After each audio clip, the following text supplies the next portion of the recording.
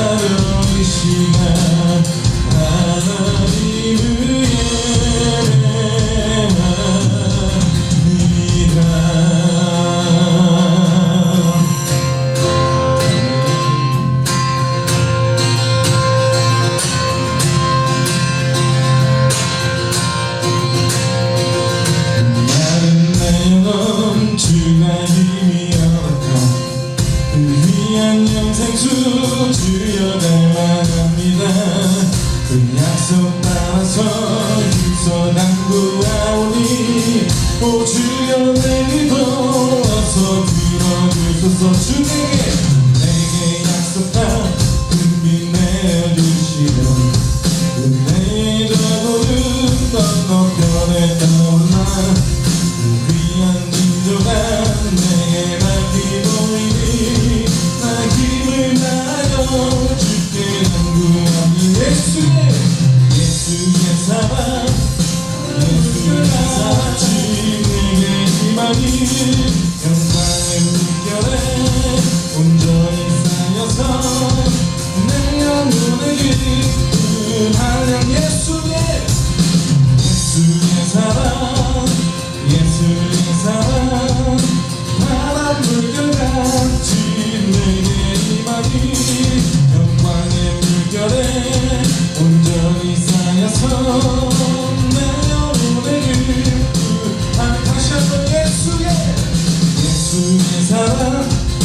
예수의 사랑 바람 물결같이 내게 희망이 영광의 물결에 온전히 쌓여서 내 영혼의 기쁨 알려놨도다.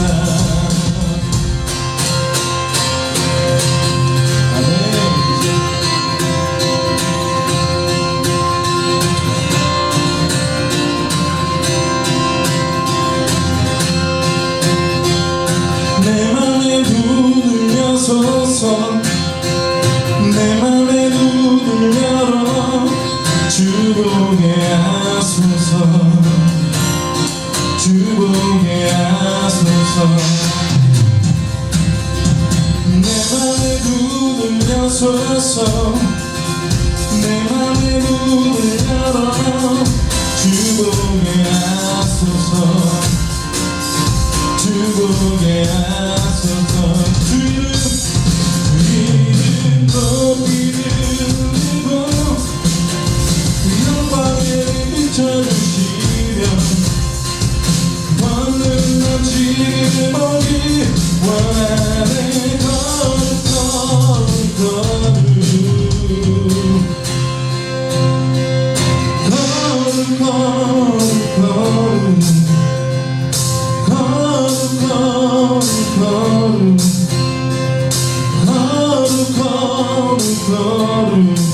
주보게 하소서.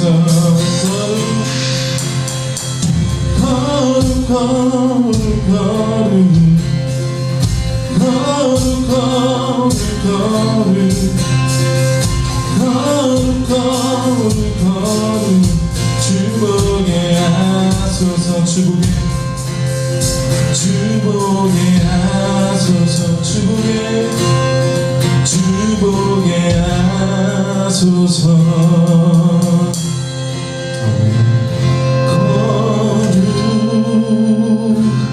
거룩하신 하나님, 주께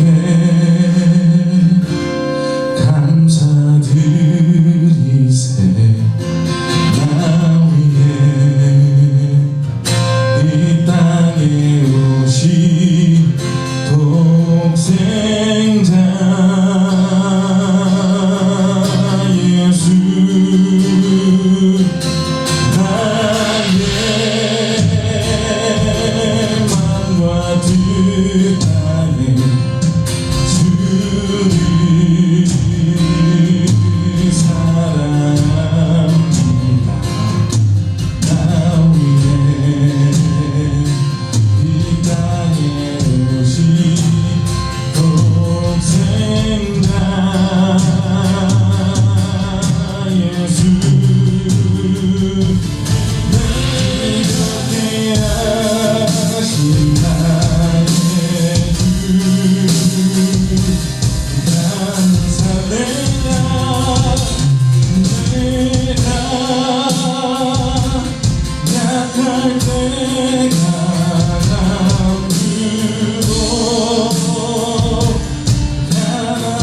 가난하게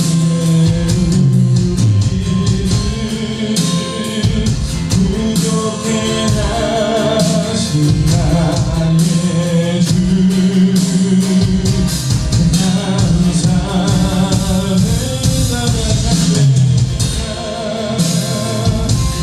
약할 때 강함으로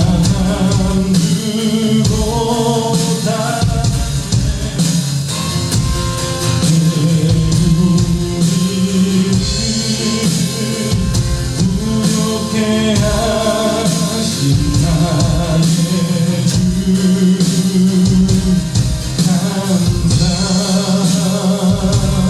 감사. 오늘 말씀 레위기 19장 9절부터 10절 말씀입니다.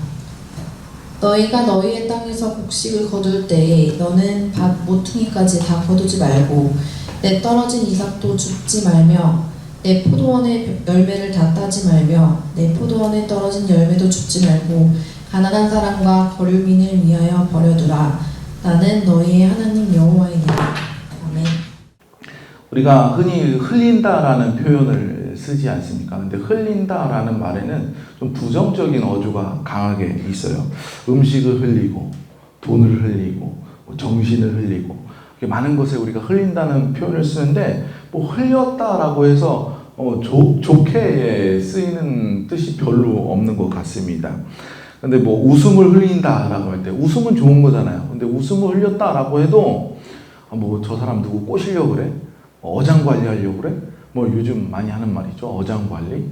뭐 약간 이런 뉘앙스로 쓰이는 것들을 볼 수 있어요. 요즘처럼 굉장히 사회가 팍팍하게 돌아가는데 빠듯하게 살아가는 사람들이 뭘 또 흘리고 이렇게 살기는 또 쉽지 않은 그런 시대인 것 같습니다. 사람이 조금도 좀 부족하고 흠이 있어야 참 정이 있어 보이는 면도 있는데 너무 철저하고 너무 계산적이고 그러면 정도 없어 보이고 빡빡해 보이는데 요즘 분위기가 그런 것 같아요. 그러기에 우리 그리스도인이 세상은 흘리지 않더라도 좀 빡빡하게 굴러가도 우리는 그래도 뭔가 좀 흘릴 수 있는, 사람들이 그래서 말도 붙여볼 수 있는 그런 사람이 되었으면 좋겠습니다. 하나님의 사랑도 조금 흘려보고 받은 은혜도 여기저기 조금씩 흘려보는 그런 사람이 되기를 소망해 봅니다.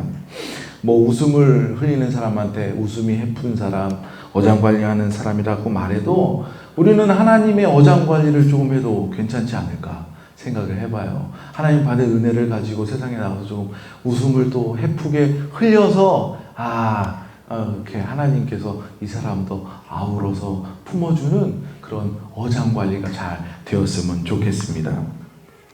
저희 집에 오래된 감나무가 마당에 하나 있습니다. 올해도 하나 아니었는데 오래돼서 꺾어지고 저 왜 나왔죠? 네, 저거 지금 나올 상황 아닌데. 네, 올해도 제법 많이 감이 열려서 작년에는 누가 밤중에 용달차를 대놓고 다 따갔어요. 그래서 저희 어머니가 올해는 일찍 따자 그래가지고 감이 어느 정도 익었을 때 미리 땄는데 다 따다 못해 맨 꼭대기 거는 몇 개 남겨놨습니다. 물론 팔이 안 닿아서 남겨놓은 것도 있지만 딸 수 있어요. 그런데 남겨놔요. 왜 남겨놓고요, 감? 우리나라 정서에 까치밥이라는 게 있어요. 이제 추운 겨울이 오면, 밖에 있는 야생 동물들이 먹을 게 없잖아요. 그러면, 이렇게 먹을 게 없을 때 와서 그거 먹으라고. 추운 겨울이 와도 까치밥이라고 해서 몇 개를 꼭대기에 있는 걸 남겨둡니다. 얼마나 따뜻한 우리만의 정서인지 알 수 없어요. 근데 얼마 전에 그것도 옆에 공원 사는 청설모가 따갔다는 거 까치 주려고 남겨놨는데 어쨌든간 이런 정서가 우리 가운데 있는데 오늘 본문에 보면 이런 까치밥을 남겨놓는 정서와 같은 비슷한 마음이 기비로 되어 있는 걸 볼 수 있어요. 저는 이 말씀을 볼 때 하나님께서 사람을 얼마나 깊이 사랑하시는지 얼마나 그 사랑하는 마음이 섬세한지 저는 다시금 볼 수 있었습니다. 이 말씀을 볼 때 몇 가지 다른 측면에서 볼 수 있어요. 이 말씀에 해당되는 사람들을 나누자면 세 부류에 속하게 될 것입니다. 첫 번째는 그 땅을 소유하고 있는 사람이에요. 그 땅에서 나는 곡식의 주인이라고 볼 수 있겠죠. 이 사람은 부자예요. 하나님은 이들에게 어떻게 하라고 말씀하십니까? 곡식을 거둬들일 때에 모퉁이까지 다 거두지 말라라고 말씀하고 있어요. 그리고 거두다 보면 흘리는 것들이 있는데 그거는 다시 줍지 말고 그냥 두라라고 말씀하고 있다라는 거예요. 이것은 곡식을 거둘 때도 마찬가지고 포도원의 열매를 딸 때도 마찬가지예요. 다 따지 말고 남겨두고 흘린 것을 주워가지 말라라고 말씀하고 있어요. 지금입니다. 지금이라고요. 네, 보면 휴가 잘 다녀왔습니다. 휴가 중에 감귤밭에 가게 되었는데 감귤밭에 귤을 따러 갔어요. 저희 아이들이 귤을 따고 있는데 들어가자마자 눈에 띈 것이 있었어요. 바닥에 나무에도 귤이 어마어마하게 많이 달려있잖아요. 근데 바닥에도 어마어마하게 많이 떨어져 있더라고요. 지금 사진에는 잘 보이지 않지만 바닥에 엄청 많이 떨어져 있어요. 덜어는 상에서 떨어진 것 아니면 떨어져서 상했는지도 모르겠어요. 그런 것들도 있지만 와 이거 주워서 먹어도 되겠다라고 싱싱한 거 그냥 나무에서 갓 떨어진 거. 왜냐면 열매가 커지다 보면 바람이 불면 그 무게 때문에 떨어지기도 하잖아요. 그런 것들이 많이 있는 거예요. 근데 물론 그것을 줍지 않아요. 왜냐면 그걸 주워서 판매할 수는 없으니까 줍지 않아요. 제가 보기에 그것들이 얼마나 아까웠는지 몰라요. 저희 딸은 나무에서 가위로 이렇게 귤을 따고 저희 아들은 땅에 떨어진 걸 바구니에 담았다 주었다. 제가 그거를 이제 땅에서 떨어졌던 건 버리려고 봤는데 뭔지 모르겠는 거야. 땅에 떨어진 것도 너무 깨끗하니까 구분이 안 되는 거죠. 어쨌든 그런 것들이 있어요. 제가 왜 이 말씀을 해주냐 하면 사진은 그만 보셔도 되고요. 왜 이 말씀을 드리냐 하면 비록 떨어진 낙과이지만 팔지 않고 자신들이 취할 목적이라면 충분히 가져갈 수 있을 만한 것들이 많이 있다라는 거예요. 지금처럼 농업이 발전되지 않은 그 당시 시대를 생각해 보십시오. 지금은 뭐 곡식이 빼곡히 찬 막 쌀알이 가득 찬 그런 곡식이 있고 나무 한 그루에 엄청 많은 열매를 얻겠지만 당시에도 그랬을까 생각해 보면 전혀 그렇지는 않았을 거라는 거예요. 지금의 것들은 개량되고 잘 가꿔지고 좋은 약도 나오고 비료도 있고 그래서 그렇지만 당시에는 그렇지 않았을 거라는 말이죠. 그러니까 떨어졌다라고 해서 그걸 버리는가? 그렇진 않을 거예요. 왜냐하면 이 사람들은 자신들이 먹을 것을 지금 거두는 거 아니겠어요? 충분히 그럼 떨어진 것도 내 식구들이 먹기에는 충분하기 때문에 다 걷어갈 수 있는 거예요. 그런데 하나님 뭐라고 말씀하시냐 하면 그거 거두지 말고 두라라고 말씀하고 있어요. 또 모퉁이의 것은 애초부터 건들지 말라고 말씀하고 있다라는 거예요.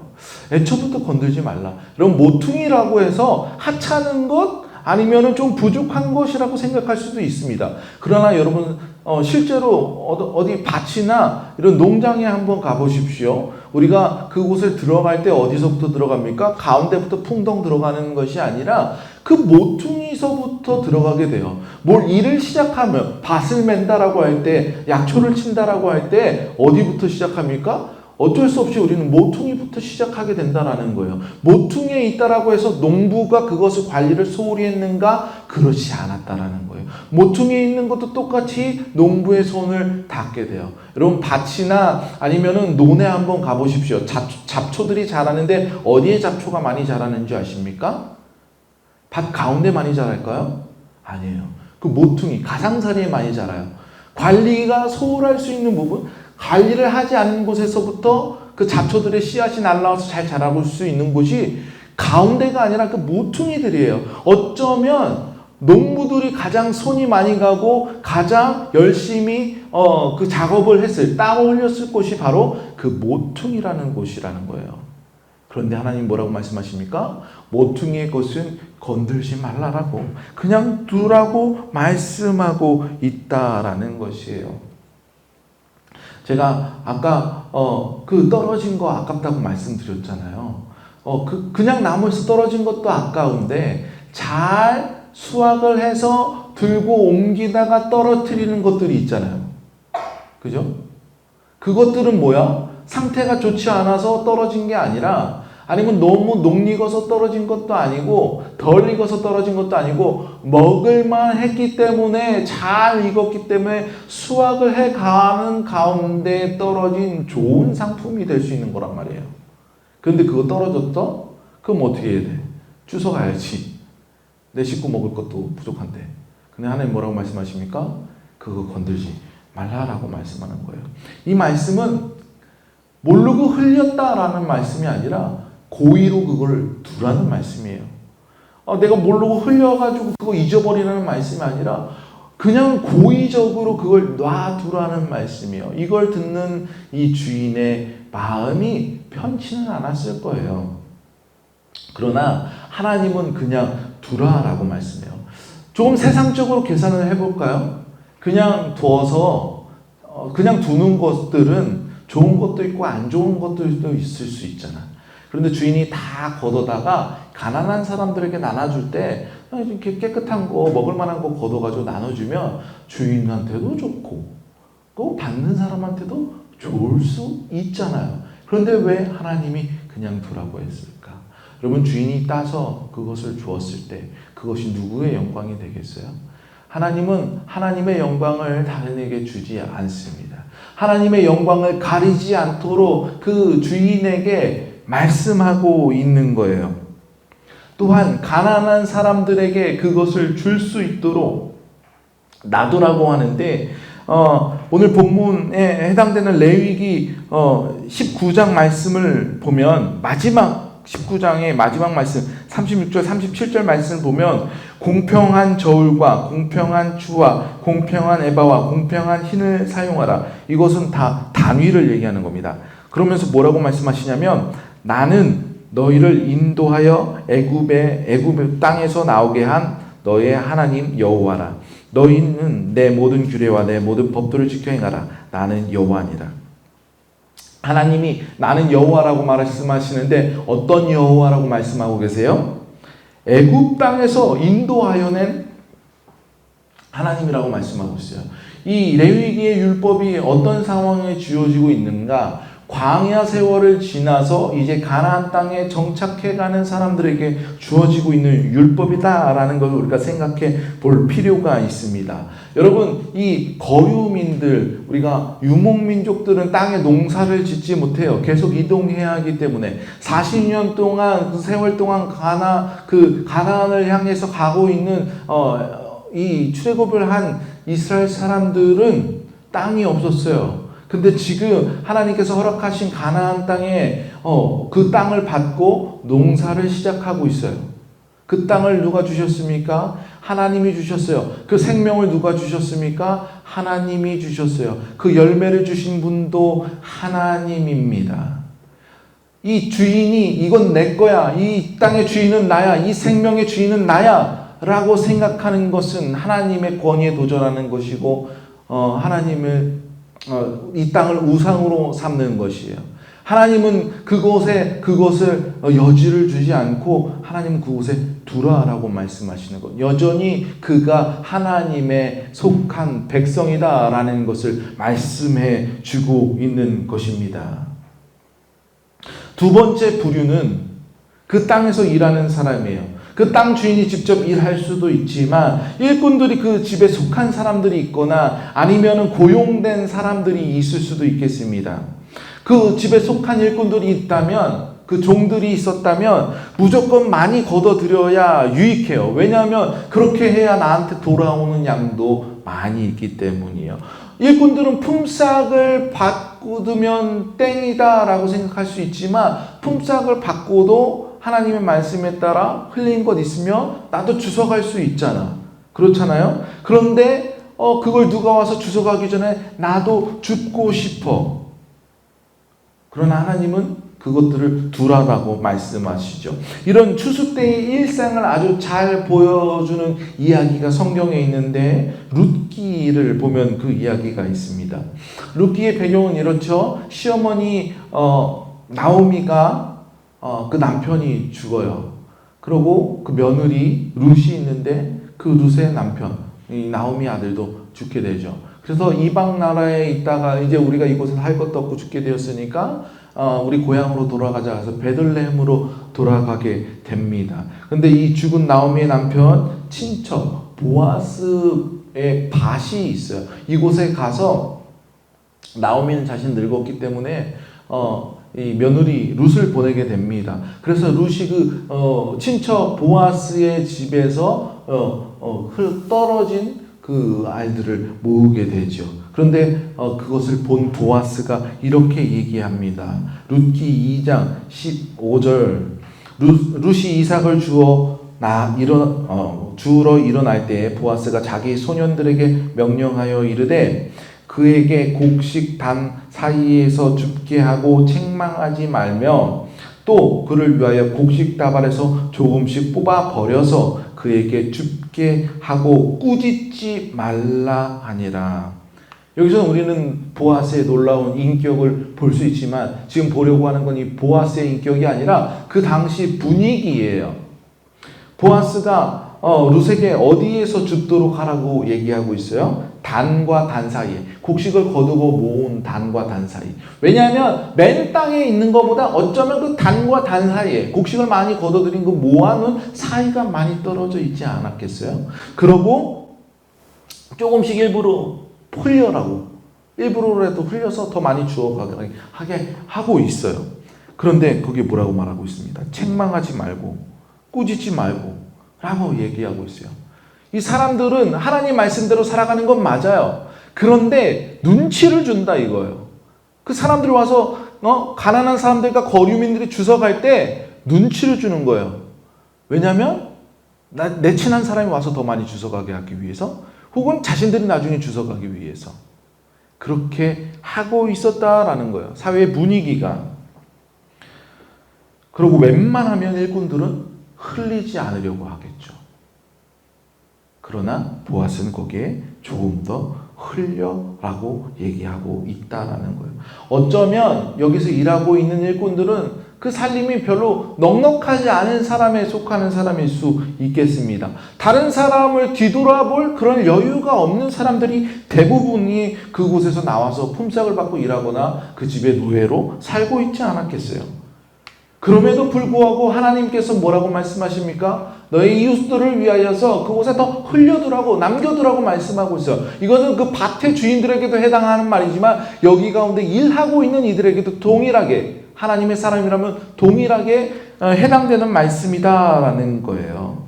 우리 불만할 수 있겠죠. 하나님, 나는 가진 것이 별로 없는데 내가 이거 흘리면 되겠습니까? 난 이거라도 가지고 가야겠어요 라고 얘기할 수 있잖아요.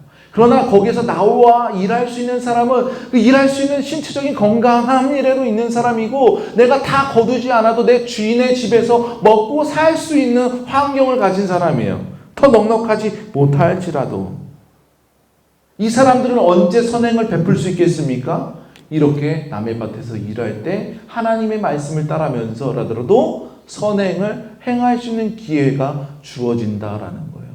하나님은 어쩌면 우리의 삶이 다 여기 보면 다 넉넉해서 그렇게 사시는 분보다 우리 상황을 다 돌아볼 겨를이 없는 사람들이 우리는 삶에 많잖아요. 부자들보다 안 부자인 사람이 많잖아요.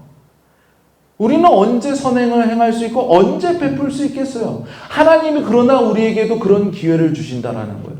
우리가 가진 것은 많이 없지만 그래도 조금은 흘려둘 수 있는 여유라도 하나님은 우리에게 허락하셨다라는 말씀입니다. 근데 언제 할 수 있느냐?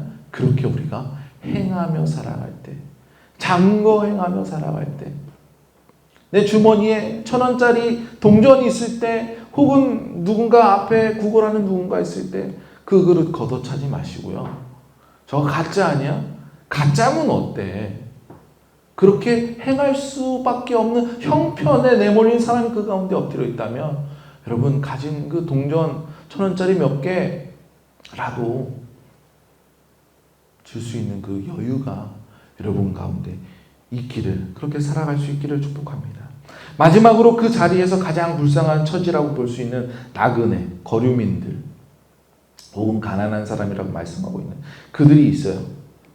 나그네뿐만 아니라 당시 시대적 상황 속에서 보면 사회적인 일에 참여할 수 없는 사람들 있잖아요. 어린아이들, 그 당시 여인네들, 특히 조금 전에 말씀드렸던 과부들, 나가서 어떻게 먹고 살 돈을 마련할 그런 사회적인 일에 참여할 수 없는 환경 가운데 있는 사람도 있어요. 건강적인 문제에서도 그렇고 당시 시대적인 상황 때문에도 그렇고, 이런 사람들은 반드시 남의 도움을 받아야만 하는 사람들인데, 여러분 날마다 도움을 받는 것이 얼마나 힘든 것인지 아십니까?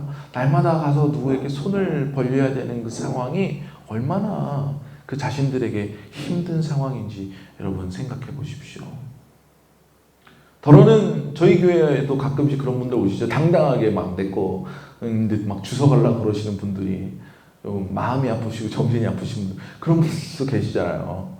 당당하게 내놓으라고 내 거인데, 그런 사람은 정말 극히 드문 사람들이고, 대부분 도와달라고 하는 사람, 대부분 손 벌리는 사람들, 처지가 안타깝고 그런 상황으로 반복해야 되는 그 사람의 상황이 얼마나 비참합니까? 그런데 오늘 추수하는 날이잖아요. 추수하는 현장에 다른 사람은 추수의 기쁨을 누리고 있을 때 그 추수할 것이 없은 그 사람들의 마음은 얼마나 더 힘들겠어요. 다들 풍성해지는 계절에 나는 예전과 똑같아. 그러면 그 상대적인 박탈감 엄청날 것입니다. 이런 이들에게 밭에 남겨있는 것을 수확할 수 있게 하나님께서 말씀하셨어요. 너희들이 누리는 그 기쁨, 이들도 함께 누리면 좋지 않겠냐? 이들이 너에게 손 벌리지 않아도 될 수 있도록 조금 양해해 주면 어떨까? 저는 이 말씀을 볼 때 하나님 정말 섬세하시다. 내가 이들에게 빌려 먹는 그 얻을 때 기쁨도 있겠지만 빌리지 않고도 내가 여기서 내가 노동해서 조금이라도 가져가서 얻는 그 기쁨, 다른 사람들도 그 기쁨을 누릴 때 나도 그 기쁨에 동참할 수 있는 그 기쁨, 하나님께서 주신다라는 것입니다. 물론 이것은 그 땅의 주인들과 일하는 사람들의 먼저 하나님 말씀에 순종했을 때 얻을 수 있는 기쁨들이에요. 하나님의 말씀을 모두가 지켜간다라고 할 때 가장 어렵고 소외된 이들의 마음에 억눌리지 않고 다른 이들이 추수의 기쁨 누릴 때 함께 그 기쁨을 누릴 수 있다라는 거예요. 정당하게 누릴 수 있도록 하나님께서 말씀하고 있다라는 것입니다. 요즘 사회적 박탈감이라는 말을 많이 쓰지 않습니까? 이 상대적 박탈감은 나와 다른 사람을 비교했을 때 나의 형편이 그보다 못하다라고 여길 때 느끼는 거예요. 사회적 박탈감은 내가 이 사회에 속한 구성원 중에서 이 사회 시스템에서 나를 수용하지 못할 때에, 취업의 앞자리에서 내가 취업이 되지 않고 성적이 나오지 않고 어떤 경제적인 괴리감을 사회적으로 느끼며, 요즘 뉴스에서 간간히 들리는 소식이 뭐예요? 어떤 가장이 퇴직했다고 돈 못 벌었다고 무시했다고 가족을 죽이고, 한 가족이 먹고 살 길이 막막해져서 동반 자살을 하고, 이런 뉴스들이 자꾸만 들려오잖아요.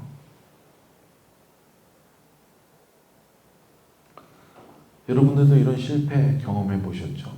아니면 여러분 주변 가운데 그런 분들이 있을 수도 있겠습니다. 하나님께서는 이런 마음에도 열매를 얻는 기쁨을 주기를 원하시고 계세요. 혹 여러분 가운데 이런 위로를 찾고 계시다면 세상을 더 두드리지 마시고 하나님 앞에 나아가시기 바랍니다. 여러분 주변에 이런 분들이 있다면 이런 분들이 세상에 가서 구걸하지 않고 하나님 앞에 나아갈 수 있도록 여러분이 먼저 그 길을 열어주십시오. 여러분이 그것을 흘리시는 사람이 되었으면 좋겠습니다. 여러분이 보아스와 같은 사람, 룻과 같이 은혜를 누릴 수 있는 사람이 되기를 소망합니다. 이것이 어떨 때 가능합니까? 하나님 말씀에 순종하여 하나님을 의지하여 나갈 때 가능하다라는 거예요. 오늘 본문에 있는 레위기 19장은 여러분 성경책에도 그렇게 소제목이 붙어있는지 모르겠지만 너희는 거룩하라 라는 제목이 붙어있어요. 19장의 시작은 이렇게 시작합니다. 1절과 2절 말씀을 읽어드리면 여호와께서 모세에게 말씀하여 이르시되 너는 이스라엘 자손의 온 회중에게 말하여 이르라 너희는 거룩하라 이는 나 여호와 너희 하나님의 거룩함이라. 내가 거룩하니까 너희도 거룩해야 돼 라고 말씀하고 있어요. 이 거룩함은 하나님의 백성된 자들이 갖춰야 할 모습인데, 왜냐하면 이 거룩함으로 인해서 세상과 하나님의 백성이 구분되는 기준이 되기 때문인 거예요. 우리가 고위직 간부들을 이렇게 임명할 때 보면 어떤 얘기를 합니까? 그 직위에 맞는 품위를 유지하라라는 말이 늘 나와요. 그 품위를 유지하지 못한 사람들은 거기서 잘리는 그런 조건이 되는 거 아니겠어요? 뿐만 아니라 대기업에 입사하는 사람들도 보면 뭘 얘기합니까? 우리 기업에 맞는 그런 행동하라고 얘기해요. 그래서 다른 데 가서 잘못 행동한 게 이 사람 어디 대기업 다니는 사람이 그랬다라는 게 뉴스에 나오지 않습니까? 그 사람 이제 잘리는 거죠. 그렇다면 우리는 하나님의 사람들 아니겠어요?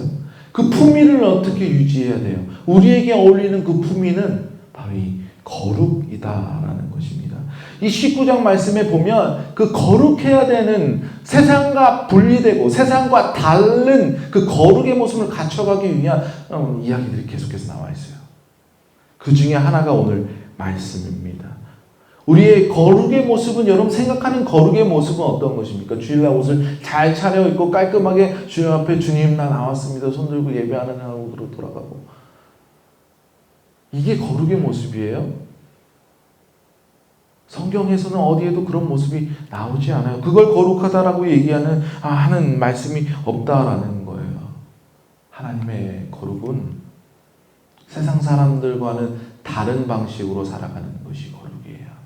여러분 세상의 법들은 자꾸 바뀌잖아요. 첨가되기도 하고 빠지기도 하고 수정되기도 하고. 왜 그렇습니까? 세상의 가치관, 도덕관념이 바뀌고 새로운 이념들이 생기면 환경에 따라 그게 또 바뀌게 되는 거예요. 그래서 법이 바뀌는 거예요. 그러나 하나님의 말씀은 변하지 않아요. 왜 그래요? 하나님의 마음이 변치 않기 때문이에요. 하나님이 우리를 사랑하는 그 마음이 동일하기 때문입니다. 우리가 세상을 의지하지 않고 하나님의 말씀에 따라 거룩한 사람이 되어야 되는 이유가 거기 있는 거예요. 그렇기 때문에 우리는 세상과 다를 수밖에 없어요. 세상은 자꾸 흘리는 사람 보고 부족한 사람, 넉 빠진 사람이라고 손가락질할 수 있어요. 그런데 우리는 흘려야 할 이유가 여기 있지 않습니까? 하나님의 모습을 닮아가는 거룩한 사람이 되기 위해서 우리가 흘려야 되는 거예요. 은혜의 말씀들을 흘려야 되고 하나님께 받은 사랑을 흘려야 할 이유가 여기 있는 거예요. 세상은 그렇게 살지 말라고 해도 우리는 그렇게 살아야 할 이유가 여기 있단 말입니다.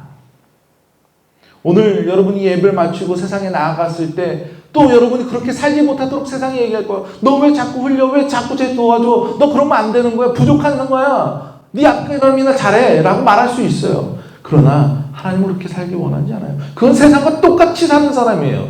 거룩하지 않은 사람이란 말입니다. 우리가 자꾸 흘려야 할 이유는 하나님의 그것이 거룩하다라고 말씀하고 있잖아요. 하나님이 그렇게 내가 너희를 먹여 살리지 않았니? 나의 것을 흘려서 너희에게 주지 않았니? 너도 그렇게 흘려 라고 말씀하고 있잖아요.